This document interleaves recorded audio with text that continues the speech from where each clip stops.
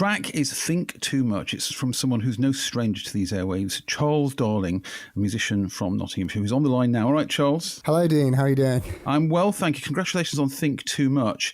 It's a thought-provoking lyric. Yes, thank you very much. The song in general, you may not be able to tell by the more upbeat style of music, but when you read the lyrics, I think it's quite revealing, perhaps more so than I intended, about the state of mind I was in writing it and the time period that it's about. I'm kind of no stranger to having down days, like I think, most of us are. But over, a few months ago, I had a period that lasted maybe kind of 2 months where I kind of just couldn't get back to myself. And the song is about being in that situation where you overthink, and it can be very self-destructive and also very, very hard to get out of. There's a lyric in it that is, I get overwhelmed by my own sense of self, and that's pretty much what the whole song's about. Now, some of the advice that I know is given when people overthink is to writing words, and I guess writing music as well. So did the actual act of making this song lift you to a better place? Well, it's funny you should ask, to be honest.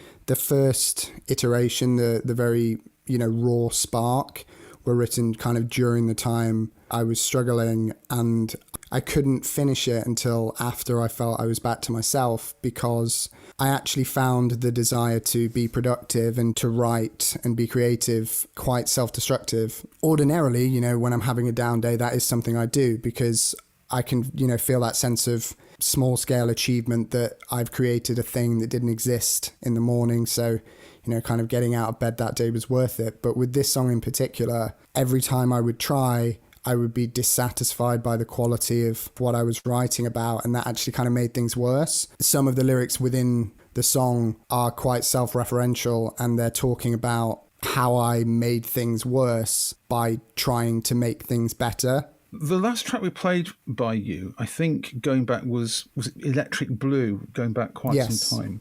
Was it September last year, or it was autumn 2020, I think, really? So what have you been doing since? The time period shortly after the release of that single is the time I was kind of struggling, and the time period of my life that Think Too Much references. But in the time after that, I've been working on my debut EP that is out now. It's called Perception. I've taken kind of an unconventional approach with the EP. In my mind anyway, it's less of a standalone EP and more of an early preview, like a sneak peek of my debut album that I'm in the process of finalizing the writing on and finishing all of that. So yeah, to answer your question, it's probably been quite a beneficial time period for songwriting. Now, you've been in a band, and also you have written with other people, for other people as well. Do you prefer to be on your own, or do you prefer to be as part of a bigger conglomerate?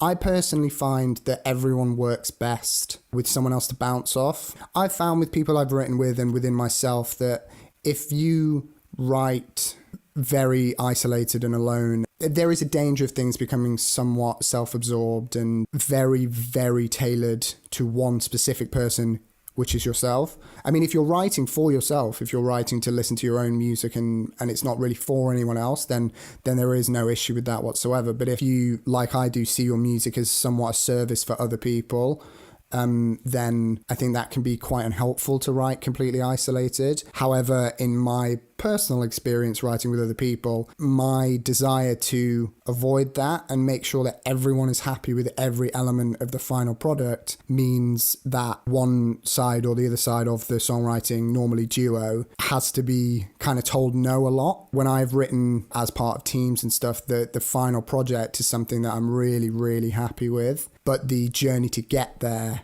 is very difficult, and it's really hard to do when writing with people with overinflated egos, which thankfully is not something I've really had to deal with in any of my published songwriting credits. Thanks for being here. Where's the best place to find you online? It's my pleasure. The best place to find me is Instagram. I'm always on Instagram, Charles Darling, but I am on Facebook and Twitter. Just type in Charles Darling and you'll find me. Thanks, Charles. Thank you very much. BBC introducing